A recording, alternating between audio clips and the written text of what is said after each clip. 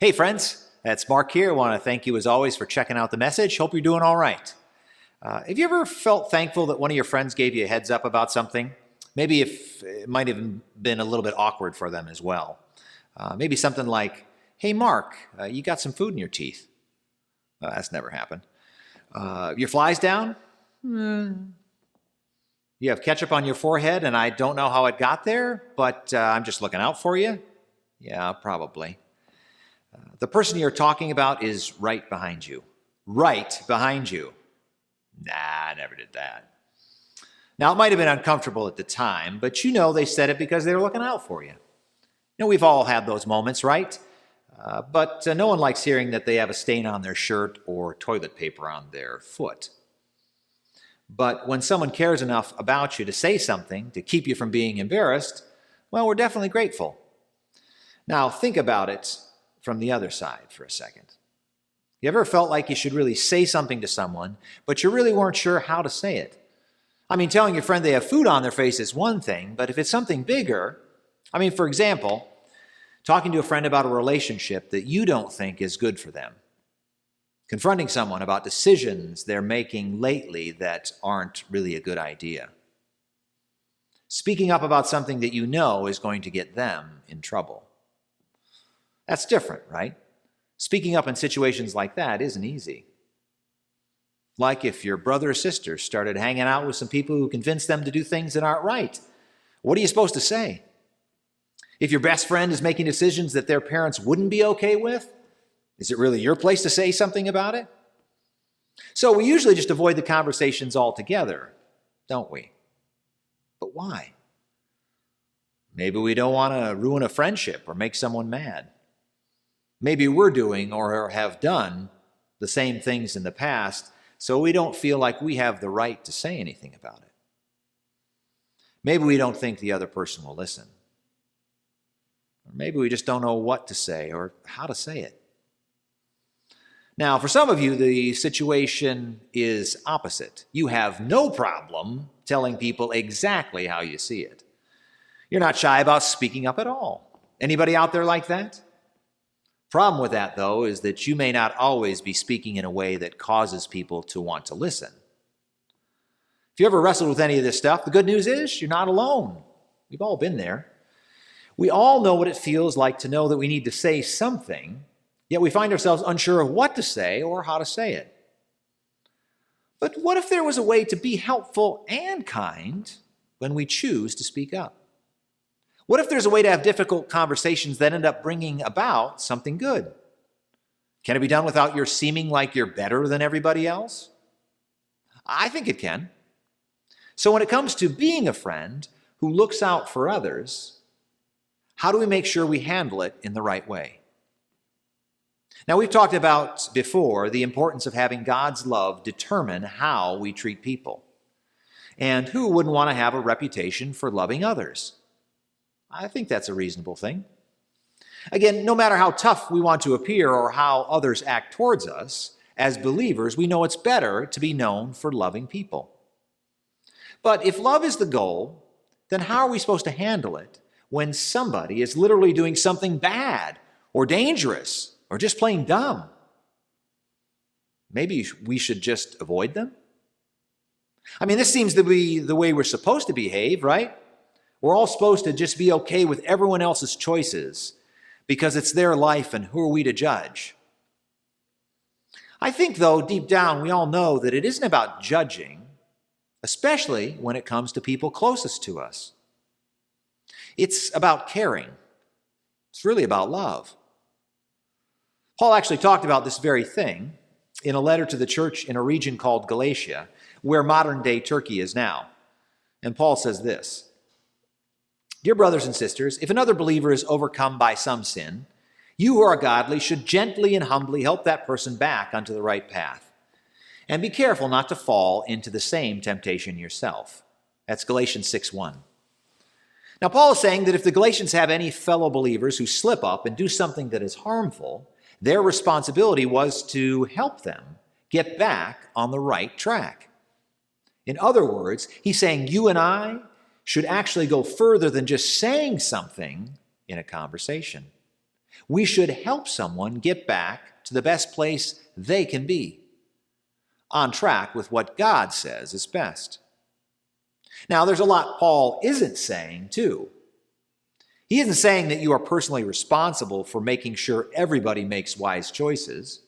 And he isn't saying that you should put yourself in a position that sets you up for failure when you're trying to help your friends. Wisdom in these conversations and situations is a must. The point is, according to Paul, with humility and gentleness, you and I can help people find the truth. And not just Christians who are struggling with making poor decisions. Everyone, all our friends. Paul continues, share each other's burdens, and in this way obey the law of Christ. So, how do we help them get back on track? Well, simply by carrying each other's burdens. Think about it this way. In the world of fitness training, at the gym, there's a person known as the spotter. I don't know if you're familiar with that term, but a spotter's there to help when the weight gets too heavy and the person doing the lifting is no longer able to lift it. They can't lift it on their own. Now, when that happens, the spotter helps carry the weight too. They carry the burden of the barbell along with the person doing the lifting. That is what we're supposed to do to help people get back on the right path. Paul cared deeply about the people of Galatia, which is why he wrote what he did. He knew that the most loving thing to do isn't always the easiest thing to do. But we owe it to each other to speak up, don't we? Because the truth is, we need each other. Not just to point out where others may have gotten off track, but to come alongside them and to help them carry the burden of getting back to the place they should be. In other words, Jesus' followers must do more than just speak up and point out what's wrong. We must make ourselves available to be spotters, so to speak, in the lives of others, to help make right where things have gone wrong. We don't just point fingers, we share burdens. And when we're willing to share the burdens of people, then they may be willing to hear our message of hope found in Jesus. A door may open where one was closed. People need to know how much you care before they care how much you know, even if what you know is Jesus.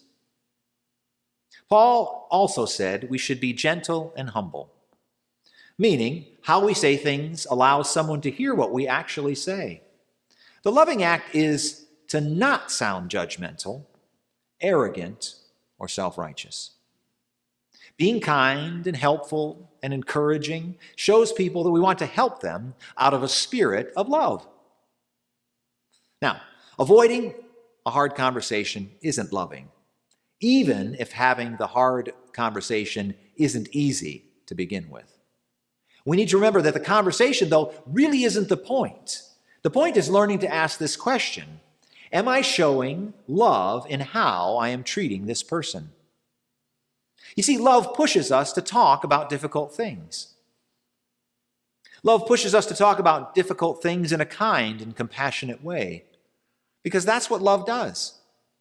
Love shares the burden by caring about the person who is carrying it, and not about ourselves. So, what is this supposed to look like? How can you begin to put this into practice? And even now, some of you might be thinking about a friend who you should probably have this kind of a conversation with. What should you do? Well, if you want to be known for your love for others, then you need to remember this: let love be your filter. Just like a filter on your phone changes what you see externally, love is your filter, changes what you see internally, on the inside, how you really see people. No matter where you look, no matter who is in your camera, you see them differently. So when it comes to helping friends who are headed in unhealthy directions, you can become known for love by filtering your words and actions through love. And here are some ways you could do that. When we help someone make a different choice than they've been making, we do it even if it makes us feel totally awkward in the moment. When we encourage someone else to change his or her behavior, we need to do it in a loving way, not a judgmental way. When we see someone take a step in the right direction, we should encourage and celebrate them, especially if that direction, that step, is towards Jesus. Why? Because we love them. And that's what the love of Jesus in us really does. So, what exactly should a filter of love be applied to? Well, here are a few ideas. Let love be the filter for your involvement. When you aren't sure if you should get involved in a friend's situation, you could ask yourself, what's the most loving thing I can do? Use this question as a filter for your next step. This provides a heart check for your attitude and reminds you that your motives should be rooted in love. If the loving thing to do is getting involved to help someone get back on the right path, then you'll know to take the next step. Now, this can be tricky to figure out, I understand, so don't hesitate to ask a trusted person in your life for some help, knowing what that step should be. Now, once you're sure the most loving thing to do is get involved, here's the next step. Let love be the filter for your words. Ask yourself, how would I want someone to speak to me, and what would I want him or her to say? When you filter your words through love, you'll stop and make sure you're being sincere. This isn't about making you look right and them look wrong. Instead, you'll be letting them know you're there to carry their burdens with them. Your words can spark hope, or they can cast judgment.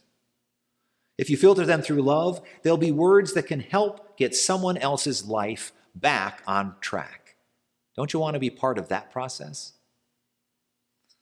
Now, once you've had a word filter in place, it's time to take the next step. Let love be the filter for your actions and reactions. If we have friends that are having a hard time keeping their lives headed in the right direction, chances are they won't just need your words, they'll need your help. You have to choose to filter your actions through love just like you do your words. Ask yourself, how would I want someone to live out their love if I were in this situation? Would you want them to keep their phone close in case you got in a tempting situation? Would you want them to pick you up or call a ride for you if you wound up at an unhealthy party? Would you want them to tell an adult or professional because the help you need goes beyond them? Would you want them to say hard things and follow those words up with accountability and regular conversations to help you stay on track? No matter what the situation is, if you filter your actions through love, you'll wind up being known for the way you love others, and you'll live out Paul's call to help share the burdens of other people. When we let love be our filter, we wind up sharing the burdens of those we love. Imagine how our schools, our friendships, our families would be different if there were more people filtering their involvement, their words, and their actions through love. We would say hard things to one another, not out of judgment or hate, but out of love. We would help keep each other from regrets and mistakes, unnecessary heartbreaks, or negative consequences.